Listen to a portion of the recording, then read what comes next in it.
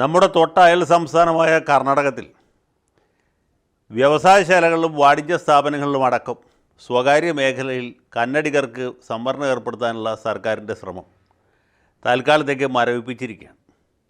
സിദ്ധരാമയ്യ സർക്കാരിൻ്റെ വിപ്ലവകരമായ ഒരു തീരുമാനമായിരുന്നു ഈ സ്വകാര്യ മേഖലയിലെ സംവരണം. കന്നഡ ഭാഷ അറിയാവുന്നവർക്ക് മാത്രമേ ആ പ്രത്യേക തരത്തിൽപ്പെട്ട ഉദ്യോഗങ്ങൾ കൊടുക്കാവൂ എന്നുള്ളതാണ് അവരുടെ തീരുമാനം.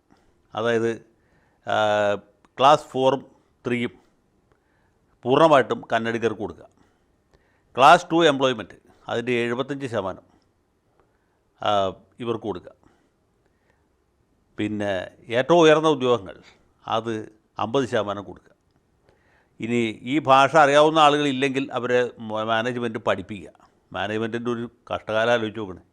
ഈ ലഡു പോലെ അല്ലെങ്കിൽ ജിലേബി പോലെ ഇരിക്കുന്ന അക്ഷരങ്ങൾ അവിടെ ജോലിക്ക് വരുന്ന എല്ലാ ആൾക്കാരും പഠിപ്പിക്കണം. പിന്നെ കന്നഡ ഭാഷ നിർബന്ധമാക്കുക. 10ാം ക്ലാസ് പാസ്സാവുന്ന എല്ലാവരും കന്നഡ അറിഞ്ഞിരിക്കണം. അറിയാത്തവരെ 10ാം ക്ലാസ്സിലെ സർട്ടിഫിക്കറ്റ് വലിച്ചു കയറി കളയും. ഇങ്ങനെയൊക്കെ ഉള്ള ഭരണപരിഷ്കാരങ്ങൾ ഇത് ഉണ്ടാക്കുമ്പോൾ തന്നെ എല്ലാവർക്കും അറിയാം ഇതെവിടം വരെ പോകും എന്നുള്ളത്. വല്ല DMK പോലുള്ള പാർട്ടികളാണ് ഭരിക്കുന്നത് നമുക്ക് മനസ്സിലാക്കാം. അവർക്ക് മേലുകീഴ് നോക്കേണ്ട ആവശ്യമില്ല. കാരണം എന്ന് വെച്ചാൽ പ്രാദേശിക പാർട്ടിയാണ്. മാത്രമല്ല തനി തമിഴ് ഇയക്കത്തിൻ്റെ വക്താക്കളാണ് DMKക്കാർ. ഈ DMK എന്ന് തന്നെ അവർ പറയില്ല, അവർ തിമുക എന്നേ പറയുള്ളൂ, ദ്രാവിഡ മുന്നേറ്റ കഴകം. നമ്മളെപ്പോലുള്ള മലയാളികളാണ് DMK എന്ന് പറയാം. തമിഴന്മാർ തിമുക എന്നേ പറയുള്ളൂ. അതിമുക എന്ന് പറഞ്ഞാൽ അണ്ണാ ദ്രാവിഡ മുന്നേറ്റ കഴകം. അപ്പോൾ അതാണ് അവരുടെ ഒരു രീതി. അതാണ് സംസ്കൃതത്തിലും ഇംഗ്ലീഷിലും ഒക്കെയുള്ള പേരുകൾ തമിഴിലേക്ക് ട്രാൻസ്ലേറ്റ് ചെയ്യും. പക്ഷേ ആ പാർട്ടിയുടെ ഒരു പ്രത്യേകത എന്ന് വെച്ചാൽ ഇതിൻ്റെ പ്രധാന നേതാക്കന്മാരൊക്കെ തമിഴ് അല്ലാതെ മറ്റ് ഭാഷകൾ മാതൃഭാഷയായിട്ടുള്ളവരാണ്. അപ്പോൾ തമിഴിൽ മാത്രം സംസാരിക്കും, തമിഴിൽ മാത്രം ചിന്തിക്കും, തമിഴിൽ ശ്വാസോച്ഛ്വാസം ചെയ്യും, തമിഴിൽ മൂത്രമൊഴിക്കാൻ ചേരുന്ന ആളായിരുന്നു മുത്തുവേൽ കരുണാനിധി. അദ്ദേഹത്തിൻ്റെ ശരിക്കുള്ള പേര് തന്നെ ദക്ഷിണാമൂർത്തി എന്നുള്ളതായിരുന്നു. അത് പിന്നീട് ഗസറ്റിൽ കൊടുത്ത് കരുണാനിധി എന്നാക്കിയതാണ്. കാരണം കരുണാനിധി തനി തമിഴാണ്, ദക്ഷിണാമൂർത്തി സംസ്കൃതമാണ്. അങ്ങനെ മാറ്റിയ ഈ കരുണാനിധിയുടെ മാതൃഭാഷ തെലുങ്കായിരുന്നു. അദ്ദേഹത്തിൻ്റെ ഭാര്യമാരും മക്കളും എല്ലാവരും വീട്ടിൽ സംസാരിക്കുന്നത് തെലുങ്കാണ്. തമിഴ് അവരുടെ മാതൃഭാഷയേ അല്ല. പിന്നെ വേറൊരു മഹാൻ എന്ന് പറയുന്നത് സാക്ഷാൽ MG രാമേന്ദ്രനായിരുന്നു, MGR എന്ന് നമ്മൾ വിളിക്കുന്നത്. അദ്ദേഹത്തിൻ്റെ മാതൃഭാഷ മലയാളമായിരുന്നു. നാഞ്ചിൽ മനോഹരൻ എന്ന് പറഞ്ഞ് വേറൊരു മഹാൻ ഉണ്ടായിരുന്നു, അദ്ദേഹത്തിൻ്റെത് മലയാളമായിരുന്നു. പിന്നെ പുരട്ചി തലൈവി ജയലളിത, അവരുടെ മാതൃഭാഷ കന്നഡയായിരുന്നു. പിന്നെ കരുണാനിധിക്ക് വേണ്ടത്ര തമിഴ് വികാരമില്ല. തമിഴ്നാട്ടിലെ തമിഴന്മാരെ മാത്രം സംരക്ഷിച്ചാൽ പോരാ, സിലോണിലെ തമിഴന്മാരെയും രക്ഷിക്കണം എന്ന് പറഞ്ഞ ഒരു മഹാനായിരുന്നു വയ്യാപുരി ഗോപാലസ്വാമി. ഈ ഗോപാലസ്വാമി തെലുങ്കനാണ്. അദ്ദേഹത്തിൻ്റെ 3 പെൺമക്കളെ കല്യാണം കഴിച്ചേക്കുന്ന തെലുങ്കന്മാരാണ്. മകൻ്റെ ഭാര്യയും തെലുങ്കത്തിയാണ്. അദ്ദേഹം വീട്ടിൽ സംസാരിക്കുന്ന പക്ഷേ തെലുങ്കാണ്. അപ്പോൾ ഇങ്ങനെയുള്ള ആളുകളാണ് തമിഴന്മാരെ രക്ഷിക്കുന്നത്. പക്ഷേ തമിഴ്നാട്ടിൽ അവർ തമിഴ് മാത്രമേ സംസാരിക്കുള്ളൂ. തമിഴിൽ അല്ലാത്ത എല്ലാ ബോർഡുകളും കറുത്ത പെയിൻ്റടിക്കും. ഹിന്ദി ഒഴികൈ തമിഴ് വാഴുകൈ എന്ന് മുദ്രാവാക്യം വിളിക്കും. ഇങ്ങനെ പല അഭ്യാസങ്ങൾ നടത്തും. അത് ഒരു പ്രാദേശിക പാർട്ടിയാണ്, അവർക്ക് അങ്ങനെ ചെയ്യാം. വേണമെങ്കിൽ ആന്ധ്രയിൽ തെലുങ്ക് ദേശത്തിന് ചെയ്യാം, പക്ഷേ അവർ ചെയ്യില്ല. അത് വേറെ കാരണമുണ്ട്. അതുപോലെ YSR കോൺഗ്രസ്സിന് തെലുങ്കാനയിലും ചെയ്യാം, അവരും ചെയ്യില്ല. കാരണം എന്ന് വെച്ചാൽ ഈ മൂലധന നിക്ഷേപം വരണമെങ്കിൽ പുറമേ നിന്ന് വരണമല്ലോ, അതിന് വേണ്ടിയിട്ടാണ്. ഇപ്പോൾ കിറ്റക്സ് സാബു തെലുങ്കാനയിൽ പോയിട്ട് ഒരു സ്ഥാപനം തുടങ്ങുകയാണ്. അവിടെ പോയിട്ട് സാബുവിനോട് സാബു നാളെ മുതൽക്ക് തെലുങ്ക് മാത്രമേ സംസാരിക്കാവൂ എന്ന് KCR പറഞ്ഞതെങ്കിൽ സാബു പറയും, പൊന്നു ചേട്ടാ ഞാൻ വേറെ എവിടെയെങ്കിലും പോയി തുടങ്ങിക്കോളാം. കാര്യം ശ്രീനിജൻ്റെ മുതലുണ്ടെങ്കിൽ പോലും കുന്നത്തുകാട്ടി തുടങ്ങുകയാണ് ഇതിനേക്കാൾ ഭേദം എന്ന് പറഞ്ഞ് പുള്ളി തിരിച്ചു വന്നത്. കാരണം തെലുങ്ക് പഠിക്കുന്നതിനേക്കാൾ ഭേദം ശ്രീനിജനെ സഹിക്കുന്നതാണ്. കാര്യം CN മോഹനോ P രാജീവോ എന്ന് ചോദിക്കുമ്പോൾ വല്ലതും നക്കാപ്പിച്ച കൊടുക്കണമെന്നുള്ളൂ. അതൊക്കെ സമാധാനമുള്ള കാര്യമാണ്. അതൊക്കെ കൊടുത്താണല്ലോ സാബു ഇതുവരെ എത്തിയത്. അപ്പോൾ ഇവിടുത്തെ വിഷയം അതല്ല, ഈ ഭാഷ അടിച്ചേൽപ്പിക്കൽ ആണ്. ബാംഗ്ലൂരിൽ തന്നെ ചെന്നാലുള്ള പ്രശ്നം എന്ന് വെച്ചാൽ അവിടെ കന്നഡികരേക്കാൾ കൂടുതൽ തമിഴന്മാരേക്കാൾ കൂടുതൽ മലയാളികളുണ്ട്. മലയാളികൾ തട്ടിയിട്ട് വഴിയടക്കാൻ പറ്റില്ല. നമ്മൾ അന്യദേശമാണല്ലോ എന്ന് വിചാരിച്ച് മലയാളത്തിൽ എന്തെങ്കിലും കാര്യങ്ങൾ തുറന്ന് സംസാരിച്ചാൽ വഴിയെ പോണ എല്ലാ ആൾക്കാർക്കും മനസ്സിലാവും. അത്രയധികം മലയാളികൾ അവിടെയുണ്ട്. അതുപോലെ തമിഴന്മാരുണ്ട്, തെലുങ്കന്മാരുണ്ട്, ഹിന്ദിക്കാരുണ്ട്, മറ്റ് പല സംസ്ഥാനങ്ങളിൽ നിന്നുള്ള ആളുകളുണ്ട്. മിക്ക ആളുകൾക്ക് ഹിന്ദി അറിയാം. ബാംഗ്ലൂരിൻ്റെ ഒരു പ്രത്യേകത അതാണ്. അങ്ങനെ ഒരു നഗരത്തിൽ, അതുപോലെ ഒരു സംസ്ഥാനത്ത് എല്ലാവരും കന്നഡ പഠിക്കണം. കന്നഡ അറിയാത്തവർക്ക് ജോലി കൊടുക്കരുത്. 15 കൊല്ലമായിട്ട് കർണാടകയിൽ താമസിക്കുന്നവരായിരിക്കണം, അല്ലെങ്കിൽ കന്നഡ ഭാഷ പ്രചാരസഭയുടെ സർട്ടിഫിക്കറ്റ് കിട്ടിയവരായിരിക്കണം. അതല്ലെങ്കിൽ കന്നഡ ഭാഷ ഒഴുക്കോടെ സംസാരിക്കാൻ പറ്റിയവരായിരിക്കണം. കന്നഡ സാഹിത്യത്തിലുള്ള പ്രധാന കൃതികൾ വായിച്ചിട്ടുള്ളവരായിരിക്കണം. എന്നാൽ മാത്രമേ IT കമ്പനിയിൽ ജോലി കൊടുക്കുള്ളൂ എന്ന് പറഞ്ഞാൽ ആളുകൾ IT കമ്പനി കടയോടെ പറിച്ച് വേറെ സംസ്ഥാനത്തേക്ക് പോകും. ഒരു സംശയവും വേണ്ട. മറ്റ് പല സംസ്ഥാനങ്ങളിൽ ഇവരെ രണ്ട് കൈ നീട്ടി സ്വീകരിക്കും. മാത്രമല്ല, ഇത് കോടതിയിൽ ചോദ്യം ചെയ്ത് ആ സെക്കൻഡിൽ തട്ടിപ്പോവും. ഈ പാസ്സാക്കിയ നിയമത്തിന് അത് എഴുതിയ കടലാസിൻ്റെ പോലും വില പോലും കിട്ടുകയില്ല. അടുത്ത കോടതിയിൽ ചോദ്യം ചെയ്യുന്ന പിന്നത്തെ സെക്കൻഡിൽ ഇത് അസ്ഥിരപ്പെട്ടു പോകും. ഇത് സിദ്ധരാമയ്യക്ക് അറിയാൻ പാടില്ലാത്തതുകൊണ്ടൊന്നുമല്ല. പിന്നെ പുള്ളി എന്തിനാണ് ഈ പരിപാടി ചെയ്തതെന്ന് ചോദിച്ചാൽ അതാണ് ഇതിൻ്റെ പ്രധാന രഹസ്യം. യഥാർത്ഥ പ്രശ്നമെന്ന് വെച്ചാൽ ഈ സിദ്ധരാമയ്യ ഭരിക്കാൻ പറഞ്ഞിട്ട് ഏതാണ്ട് ഒരു കൊല്ലത്തോളമായി. പക്ഷേ ഭരണം ഇതുവരെ ക്ലച്ച് പിടിച്ചിട്ടില്ല. ക്ലച്ച് പിടിക്കാത്തതെന്ന് വെച്ചാൽ പാർട്ടിക്കകത്ത് വലിയ പ്രശ്നമാണ്. ഈ ഭൂരിപക്ഷം കിട്ടിയ സെക്കൻഡിൽ സിദ്ധരാമയ്യയും ശിവകുമാറും തമ്മിൽ അടി തുടങ്ങി. ആരായിരിക്കണം മുതലമൈച്ചർ എന്ന വിഷയത്തിൽ. അത് പിന്നെ ഹൈക്കമാൻഡ് ഒരുപാട് ദിവസം രണ്ടുപേരെയും വിളിച്ച് സംസാരിച്ച് ഒരുമാതിരി സലാമത്താക്കി 2.5 കൊല്ലത്തേക്ക് സിദ്ധരാമയ്യ, അത് കഴിയുമ്പോൾ ശിവകുമാർ എന്ന് തീരുമാനിച്ചു. പക്ഷേ 2.5 കൊല്ലം കഴിയുമ്പോൾ സിദ്ധരാമയ്യ ഒഴിഞ്ഞു കൊടുക്കുകയില്ല. പുള്ളി അതിനുള്ള അഭ്യാസങ്ങൾ ഇപ്പം തന്നെ തുടങ്ങിക്കഴിഞ്ഞു. ശിവകുമാറാണെങ്കിൽ വളരെ അക്ഷമനാണ്. പുള്ളിക്ക് 2.5 കൊല്ലം പോലും സഹിക്കാൻ പറ്റുകയില്ല. ഏറ്റവും പെട്ടെന്ന് ഇയാളെ തള്ളി പുറത്താക്കിയിട്ട് ആ കസേരയിൽ കയറിയിരിക്കണം. ഇതാണ് പുള്ളിയുടെ ഉദ്ദേശം.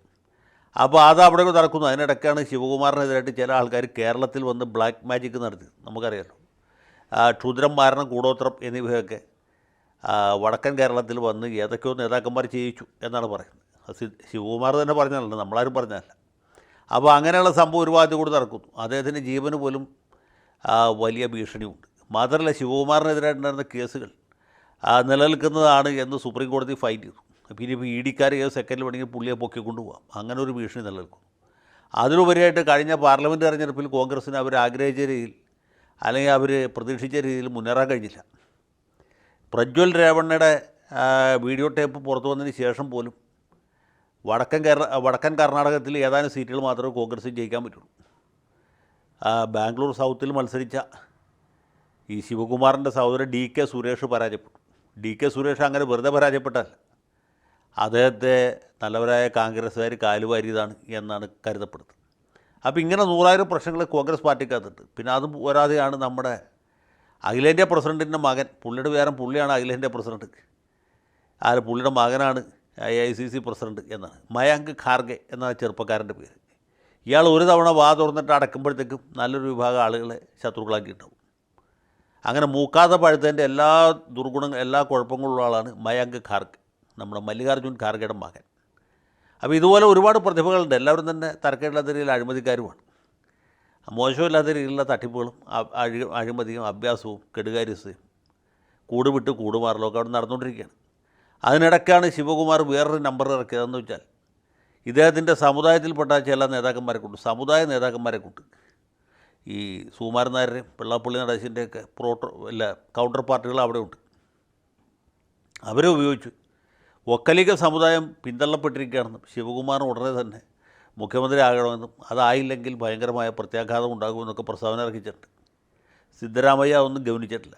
മാത്രമല്ല, ശിവകുമാറിനെ മുഖ്യമന്ത്രിയാക്കി കൊണ്ടുവരുന്നതിൽ മല്ലികാർജ്ജുൻ ഖാർഗെക്കും താല്പര്യമില്ല. KC വേണുഗോപാലിന് താല്പര്യമുണ്ടെങ്കിൽ രാഹുൽ ഗാന്ധി കൂടി താല്പര്യമുണ്ടെങ്കിൽ ഒരുപക്ഷെ നടന്നേക്കും, അത്രേ ഉള്ളൂ. അപ്പോൾ ഇതാണ് കർണാടകത്തിലെ യഥാർത്ഥ പ്രതിസന്ധി. ഒരു ഭാഗത്ത് ഭരണപരാജയം, സാമ്പത്തിക പ്രതിസന്ധി, മൂന്നാമത് ED-യുടെ ഭീഷണി, അതിനു പുറമെ പാർട്ടിക്കകത്തുള്ള ഭയങ്കരമായ ചേരിതിരിവ്, കുതികാല് വെട്ട്, ഇങ്ങനെയുള്ള അഭ്യാസങ്ങൾ. അങ്ങനെ ഒരു ഘട്ടത്തിൽ കൂടി കടന്നു പോകുമ്പോൾ ആളുകളെ സന്തോഷിപ്പിക്കട്ടെ, അതിനെന്തെങ്കിലും ചെയ്യട്ടെ. അതിന് വേണ്ടിയിട്ടാണ് പുള്ളി 75%, 50%, 100% ഒക്കെ സംവരണം ഉണ്ടാക്കാൻ വേണ്ടി ഇങ്ങനൊരു ബില്ല് കൊണ്ടുവന്ന് ഇങ്ങനൊരു തീരുമാനത്തിലേക്ക് പോയത്. ക്യാബിനറ്റ് തീരുമാനിച്ചു, പക്ഷേ പാർട്ടി കോൺഗ്രസ് അല്ലേ. അപ്പോഴത്തേക്കും പല ഭാഗത്തും എതിർപ്പ് വന്നു. കോൺഗ്രസ് ഒരു അഖിലേന്ത്യാ പാർട്ടിയാണ്. DMK-കാർ ചെയ്യുന്ന പോലെ, അല്ലെങ്കിൽ തെലുങ്ക് ദേശത്തിന് ചെയ്യാവുന്ന പോലെ, YSR കോൺഗ്രസ്സിന് ചെയ്യാവുന്ന പോലെ, അതുമല്ലെങ്കിൽ തെലുങ്കാന രാഷ്ട്രീയ സമിതിക്ക് ചെയ്യാമായിരുന്ന പോലെ ഉള്ള ഒരു തീരുമാനം ഇവർക്ക് എടുക്കാൻ പറ്റിയില്ല. അഖിലേന്ത്യയുണ്ട്. കാരണം വടക്കേ ഇന്ത്യക്കാർ താടിക്കെട്ട് തട്ടും, അല്ലെങ്കിൽ തന്നെ വളരെ ബുദ്ധിമുട്ടിയാണ് ജീവിക്കുന്നത്. മലയാളികളെതിരാവും. കേരളത്തോട് തൊട്ടുകിടക്കുന്ന സംസ്ഥാനമുള്ള കർണാടകം. ഈ കേരളത്തിലെ കോൺഗ്രസ്സുകാർക്ക് വഴിക്കൂടി നടക്കാൻ പറ്റാത്ത അവസ്ഥ വരും. കാരണം മാർക്സിസ്റ്റുകാരും BJP-ക്കാരും ഇടത്തുനിന്നും പാലത്തുനിന്നും ആക്രമിക്കും. KC വേണുഗോപാലിനോ രമേശ് ചെന്നിത്തലയ്ക്കോ VD സതീശനോ റോട്ടിൽ കൂടി നടക്കാൻ പറ്റാത്ത സാഹചര്യം ഉണ്ടാവും. നിങ്ങളുടെ പാർട്ടിയല്ലേ ഭരിക്കണത് കർണാടകത്തിൽ. അവിടെ 75% 100% കന്നഡികർക്ക് സംവരണം ചേരിക്കില്ല. ഇനി ഞങ്ങളെങ്ങോട്ട് പോകുമെന്ന് ചോദിച്ചാൽ ഒന്നും പറയാൻ പറ്റാത്ത അവസ്ഥ വരും. ഏതായാലും എല്ലാവരും കൂടി കരഞ്ഞ് പിഴിഞ്ഞ് കാല് പിടിച്ച് സിദ്ധരാമയ്യ തീരുമാനം മരവിപ്പിച്ചിരിക്കുകയാണ്. മരവിപ്പിച്ചു എന്ന് വെച്ചാൽ എന്നേക്കുമായിട്ട് ഇല്ലാതാക്കിയെന്ന് അർത്ഥമില്ല. ഇപ്പോൾ എന്ത് പറ്റി? ഇപ്പോൾ മറ്റ് സംസ്ഥാനക്കാർക്കെതിരായി ഇങ്ങനെ ഒരു ബില്ല് കൊണ്ടുവന്നുകൊണ്ട് കന്നഡികരും എതിരായി. കാരണം ഇത് നടപ്പാക്കാത്തതുകൊണ്ട്. ഇത് നടപ്പാക്കിയാൽ നിലനിൽക്കാമെന്ന് നമുക്കറിയാം, പക്ഷേ നാട്ടുകാർക്കറിയില്ല. ഇതാണ് പ്രശ്നം. ഈ വെറുതെ ഇരുന്ന ആസനം ചുണ്ണാമ്പിട്ട് പൊള്ളിക്കാമെന്ന് പറയും ഞങ്ങളുടെ നാട്ടിൽ. ഇത് ചുണ്ണാമ്പിട്ടല്ല, വെടിമരുന്ന് വെച്ച് പൊള്ളിക്കുന്ന പരിപാടി പോയി.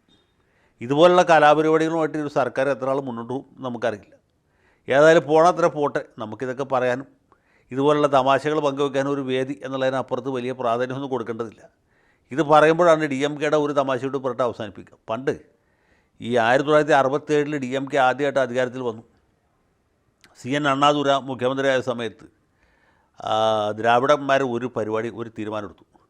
തമിഴ്നാട്ടിൽ ഇനി മേലിൽ ഹിന്ദി സിനിമകളുടെ ഷൂട്ടിങ്ങോ അതിൻ്റെ ഡബ്ബിങ്ങോ അതുമല്ലെങ്കിൽ പ്രോസസ്സിങ്ങോ അതുമല്ലെങ്കിൽ റിലീസോ പോലും അനുവദിക്കില്ല. ഹിന്ദി സിനിമ ഇനി മേലിൽ തമിഴ്നാട്ടിൽ വേണ്ട, നമ്മൾ തീരുമാനിക്കും എന്ന് പറഞ്ഞ് ഈ ഷൂട്ടിങ് മുടക്കാനും സിനിമയുടെ പോസ്റ്ററുമൊക്കെ കരിവാരി തേക്കാനും തുടങ്ങി. ഹിന്ദി സിനിമക്കാരാകെ അസ്വസ്ഥരായി. കാരണം ഹിന്ദി സിനിമയുടെ ഒരു പ്രധാനപ്പെട്ട മാർക്കറ്റായിരുന്നു അന്ന് തമിഴ്നാട്. അതുവരെ യാതൊരു തടസ്സം ഉണ്ടായിരുന്നില്ല. കാരണം മുമ്പ് കോൺഗ്രസ്സാണ് ഭരിച്ചിരുന്നത്. ആദ്യം കാമരാജ്, അതിനുശേഷം ഭക്തവത്സരം. ആ സമയത്തൊക്കെ ഹിന്ദിക്കാർക്ക് വലിയ മേൽക്കൈ ഉണ്ടായിരുന്നു തമിഴ്നാട്ടിൽ. ഏതായാലും തമിഴന്മാരുടെ അല്ലെങ്കിൽ ദ്രാവിഡന്മാരുടെ ഈ ഭീഷണിയുടെ മുമ്പിൽ ഇവരാകെ പകച്ചു നിൽക്കുകയാണ്. കേന്ദ്രത്തിൽ കോൺഗ്രസിൻ്റെ ഭരണമാണ്, പക്ഷേ ആ രീതിയിലുള്ളൊരു പിന്തുണയൊന്നും അവിടെ നിന്ന് കിട്ടുകയില്ല. കാരണം കോൺഗ്രസ്സുകാർക്ക് പല പരിമിതികളുമുണ്ട്. കോൺഗ്രസ്സുകാരായതുകൊണ്ട് തന്നെ അവർക്ക് ഇടപെടുന്നതിന് പല തടസ്സങ്ങളുമുണ്ട്. ആ സമയത്താണ് ഈ ബാൽ താക്കറെ ശിവസേനയുമായിട്ട് വരുന്നത്. ശിവസേന ഈ വെല്ലുവിളി ഏറ്റെടുത്തു. ശിവസേന പറഞ്ഞു വളരെ നല്ല കാര്യം, മേലിൽ ഹിന്ദി സിനിമകളൊന്നും തന്നെ മദ്രാസിൽ റിലീസ് ചെയ്യേണ്ട. പക്ഷേ ഒറ്റ കാര്യം, ബോംബെയിൽ ഒറ്റ തമിഴന്മാരെ കാണാൻ പാടില്ല, മുട്ടുകല്ലെല്ലുടിയും എന്നുള്ളതാണ്. തമിഴ് സിനിമകൾ ഒറ്റെണ്ണം ഈ ബോംബെയിൽ റിലീസ് ചെയ്യാൻ ഞങ്ങൾ സമ്മതിക്കില്ല. MGRും ശിവാജിയും ഒക്കെ പോണ വഴിക്ക് പോയിക്കോ, നിൻ്റെ ഒന്നും മൂഞ്ചി ഇവിടെ കാണേണ്ടതില്ല എന്ന് പറയും. തമിഴ് സിനിമയുടെ ഷൂട്ടിംഗ് അനുവദിക്കില്ല, റിലീസും അനുവദിക്കില്ല. തമിഴന്മാർ കുടുങ്ങിയില്ലേ. DMK ഉറി പോലെ സമരം പിൻവലിച്ചു. അങ്ങനെ തമിഴ് സിനിമകൾ ബോംബെയിൽ റിലീസ് ചെയ്യാം, ഹിന്ദി സിനിമ തമിഴ്നാട്ടിൽ റിലീസ് ചെയ്യാം എന്ന രീതിയിൽ പ്രശ്നം തീർന്നു. അങ്ങനെയാണ് ഈ ബാൽ താക്കറയ്ക്ക് ഹിന്ദി സിനിമ ലോകത്ത് വലിയ പ്രസിദ്ധിയും വലിയ സ്വാധീനവും ഉണ്ടായത്. ഈ ബാൽ താക്കറേമാരെങ്ങനെ ഉണ്ടാകുന്നത് ഇപ്പോൾ നിങ്ങൾക്ക് മനസ്സിലായി കാണും എന്നെനിക്ക് തോന്നുന്നു. ഏതായാലും ഇതുപോലെയൊക്കെയുള്ള ഉടായിപ്പ് പരിപാടികൾ നിർത്തുന്നതാണ് സിദ്ധരാമയ്യയ്ക്ക് നല്ലത്. ആളുകളെ പറ്റിച്ച് ഇത്രയൊക്കെ കാശുണ്ടാക്കിയിട്ടുണ്ടല്ലോ, ഇനി കുറച്ചാളും കൂടെയൊക്കെ പറ്റിച്ച് തന്നെ ജീവിക്കാം, അതിന് കുഴപ്പമൊന്നുമില്ല. പക്ഷേ ഇതുപോലത്തെ ഉടായിപ്പ് കൊണ്ട് വന്നാൽ ഈ നാട്ടിൽ അധികം നാൾ ചിലവാവില്ല എന്ന് അദ്ദേഹത്തെ സ്നേഹപൂർവ്വം ഓർമ്മിപ്പിക്കുന്നു. അദ്ദേഹത്തിന് മലയാളം അറിയാൻ പാടാത്തതുകൊണ്ട് ഇത് കേൾക്കുന്ന മലയാളികൾ ആരെങ്കിലും പുള്ളിക്ക് കന്നഡയിൽ പറഞ്ഞു കൊടുക്കണം എന്നുകൂടി അഭ്യർത്ഥിക്കുന്നു. പ്രിയപ്പെട്ട KC വേണുഗോപാലിൻ്റെ ശ്രദ്ധ ഇക്കാര്യത്തിലേക്ക് സത്വരം ക്ഷണിക്കുന്നു.